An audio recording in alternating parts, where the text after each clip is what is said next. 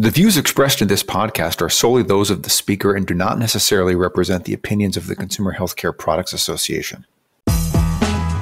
Welcome to CHPA Chat, conversations in the consumer healthcare industry with Anita Brikman. On today's CHPA Chat, a totally new way for consumers to take control of their hearing health, and a look at how public health and digital technology intersect.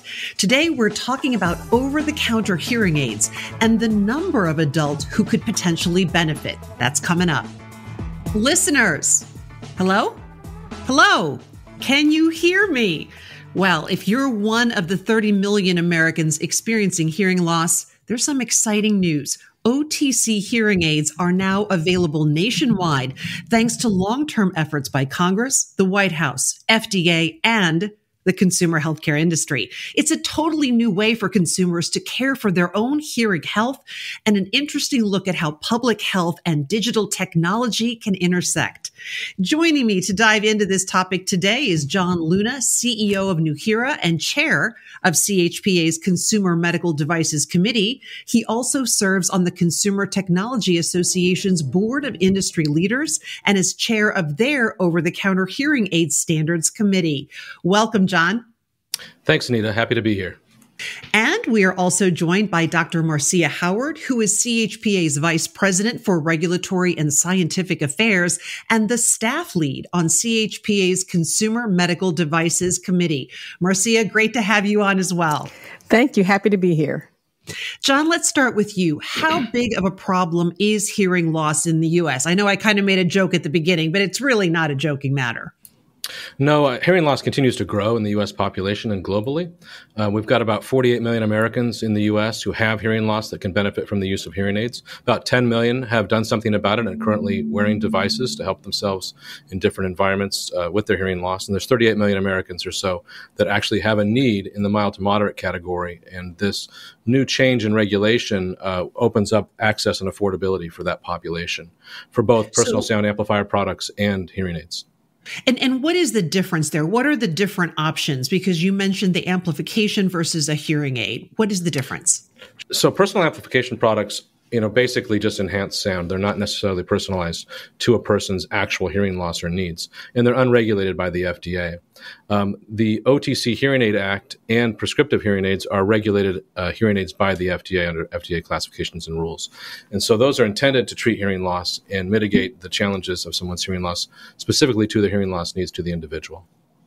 And are there different ways the hearing aids actually fit in or around the ear?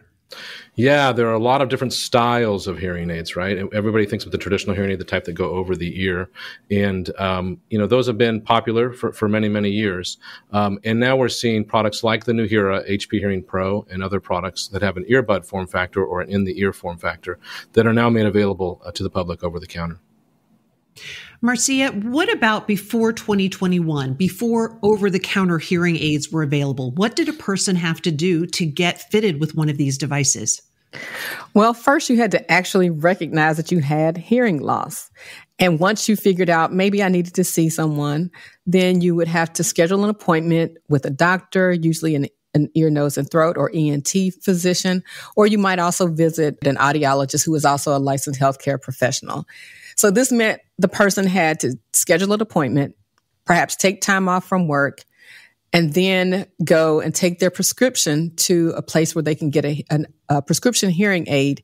And that might cost a couple of $1,000s or more just to get the hearing aids that you need to hopefully improve your hearing. Now we have the OTC hearing aid, which is hopefully going to be a game changer for this particular sector of the self-care market. You mentioned the cost there. John, what is the cost range now in the OTC marketplace? Yeah, to pick up on what Marcia was saying, the average purchase for a pair of hearing aids in the U.S. is about $4,600, so $4,600 out of pocket.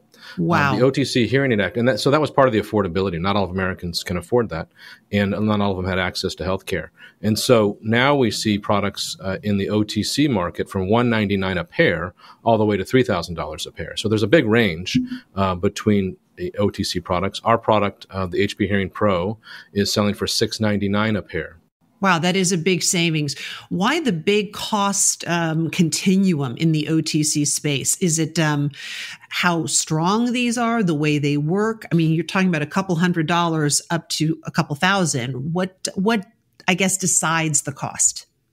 So there's two types of OTC hearing aids. Those that are exempt, meaning they have the basic ability to meet the standard and the rule, and then there's those that are self-fitting. And so ours is a 510K cleared, FDA cleared product for self-fitting, and we're the first company to receive the OTC classification based on the labeling guidelines and the rules around it. So self-fitting means that it has the ability to test your ears independently by frequency and actually is substantially equivalent to a clinically fit hearing aids. Thank you for that clarification. Marcia, how did we get here? What was behind the effort to switch from prescription to OTC in the hearing aid space? I know you can't just snap your fingers and make this happen. That is very true. And believe it or not, this journey started back in 2017 when Congress actually passed bipartisan legislation that required FDA to establish a category for OTC hearing aids.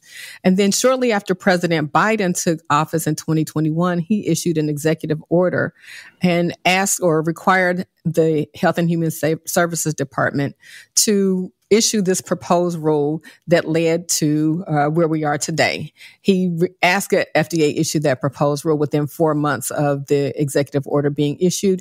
FDA actually issued it in October of 2021 as a proposed regulation.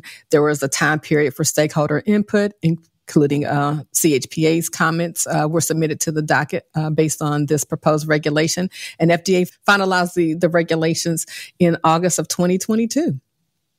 So that was the journey. That was the journey. So from Capitol Hill to, I guess you would say, White Oak, where FDA is home based, and the stakeholders around the country. And now we find ourselves in October of 2022, the first opportunity for manufacturers to actually market OTC hearing aids. That is fantastic. Now let's take it back to the people. How does someone know if they have hearing loss other than the obvious? You know, I know when I talk to my mom sometimes on the phone, I have to repeat things a few times because she doesn't hear as well. Can a person self-diagnose when it's time to seek a hearing aid? I think for all of us, we have those periods and experiences where we maybe miss a couple of words. We don't quite hear all of the conversation that's taking place. And we wonder, is it just me? And I just recently had that happen at a conference I was attending. And so thankfully that time I found out that I wasn't the only one that wasn't quite hearing what was being said. But we also know that there are self-assessment tests that are out there. You want to find one from a reputable organization that will help you understand if you have mild to moderate hearing loss. OTC hearing aids are for adults with mild to moderate hearing loss only. If you have a child who is younger than 18 that has any level of hearing loss, or you have severe hearing loss as an adult, then you really need to speak to a healthcare professional and seek the prescription version of these devices. But certainly, even if you are an adult and you don't feel comfortable, you can always reach out to your healthcare professional. But the way that they're marketed now, that roadblock of having to take that time to see your doctor or visit an audiologist is removed. I'm so glad you really clarified that those prescription hearing aids are going to stay on the market. Sometimes when we have a switch, the prescription version goes away, but that's not going to happen here. No, absolutely. As John mentioned earlier, we actually now have 3 different types of hearing devices that you can now purchase. So you can have the personal sound amplification hearing devices. Those, as he rightfully stated, are not regulated by FDA. They are not considered hearing aids, but they are out there for those situations where maybe you need to enhance your ability to hear. Maybe you're at a concert or at a conference like the one I just attended. But we now have OTC hearing aids that you can use and purchase at your retail store, online, without the need to visit a healthcare professional. And certainly, as we mentioned, there's always the option to speak to a doctor, to speak to an audiologist, and certainly for anyone that has children that has hearing loss or someone who thinks that they might have more severe hearing loss, you should certainly speak to a professional. Great advice. John, what about try before you buy or a return policy or some sort of a warranty, if I'm going into this for the first time and I'm faced with an array of choices in the store, what kind of guarantees do I have as a consumer? What should I look for? That's a great question. And I think that's probably the most important question for consumers. The two things you should look for. One is that return privilege, right? Because these are medical devices and because they're personal and because they have to be personalized to your own hearing loss, it's important that self-fit and that self-care takes place in the home and in a quiet environment. You've got to download an app in many cases like ours and then go through that physical and then acoustic fitting process. Once that's completed, you want to make sure that you're using it in your lifestyle, as much as 30 to 60 days. And so you want to make sure you have a return privilege for retailer, online retailer or store that you're purchasing it from. And so, as an example, we have a 60-day money-back guarantee. One of our largest retailers, Best Buy, has a 60-day money-back trial period, so that they want the consumer to be successful with the product and also wear it in their everyday life. And if it's a situational use product, they may not use it every day or every hour of the day, but there might be 2-3 hours a day over a period of a month or two that they need to get adjusted to hearing sounds again. The second is a warranty. Once you're successful with the product, you want to make sure that you've got support from the manufacturer. And so we offer a 2-year warranty on our product to make sure that consumer is satisfied and has a working hearing aid, or hearing aids, I should say, system for, the 2-year period that we have it under warranty. Okay, great advice for consumers. All right, now let's talk about CES, the Consumer Electronics Show, which pretty much takes over Las Vegas. Marcia, John, you guys were both there, and OTC hearing aids made a big splash. Tell me more about that. Well, actually, John was the star of the show, or one of the stars of the show, for a session that was devoted strictly to OTC hearing aids. I think for me, the standout thing that I learned was that hearing loss begins as early as age 20, which was surprising to me because I thought it was something that maybe happened in middle age. But to hear that there may be hearing deficits starting at such a young age, I think that's going to make it important because younger people may not always either believe that they have hearing loss or want to accept or take that time to go see that doctor to say that, I think I'm losing my hearing at such a young age. And so being able to go and self-diagnose and have a device that can give you that assistant for improved hearing is, I think, going to be really critical. We've seen a prevalence of hearing loss at a much younger age, right? So that juvenile population under 18, if they have an experience, they should have their hearing tested, professionally, right? See a physician first. Gaming, the prevalence of gaming, two years of lockdown and COVID for a lot of people and a lot of headphone wearing has changed kind of the hearing landscape. And I think it's important to understand what your hearing baseline is today because it doesn't get better, right? Over time, hearing typically gets poorer as you age. And, the average hearing aid purchaser in the U.S. Is 72 years old. Historically, the average purchaser of our products are 52 years old. So we're seeing people come in at a much younger age because of the form factor, because of the cost, because it does more than just augments or treats their hearing loss. It actually, can be used for calls like this, video calls. It can be used for listening to music, telephone calls. So you can use it in your everyday environment, working out, listening to music, and so on, streaming Bluetooth, and then also have it fit your hearing loss or hearing needs in different environments. Marcia, how will digital health increase access to OTCs? Or how could it if there are these digital assists available down the road, even further along than hearing aids?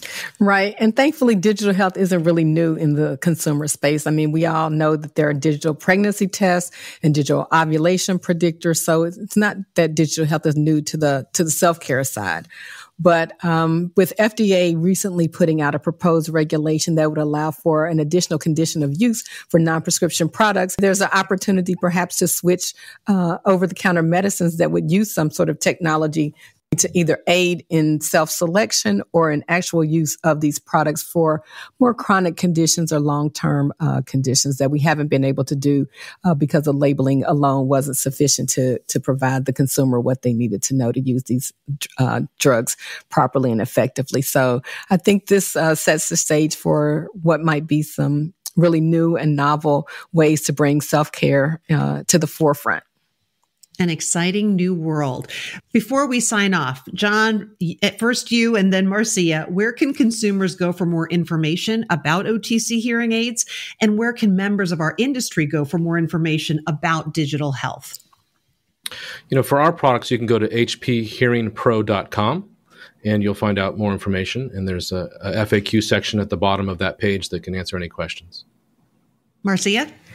Well, of course, FDA has some wonderful information. They have a web page that's dedicated to OTC hearing aids, as well as provides information on prescription hearing aids. They also have an entire team that's focused on digital health within its Digital Health Center of Excellence. And of course, as we talked about, CES is hosted by CTA, or the Consumer Technology Association. And they also have a website that has good information and serves as a good resource to consumers. And then I would be remiss if I didn't mention CHPA, as we continue to expand our representation in consumer medical devices. And our communication team has been adding new content to our website on medical devices, including digital health. And I'm sure you will see information on OTC hearing aids soon. Marcia, John, thank you for joining me and enlightening myself and our listeners about the new access to hearing aid help, because it is over the counter. Thank you for joining us here at CHPA Chat. For more information and to hear our entire catalog of shows, please visit chpa.org.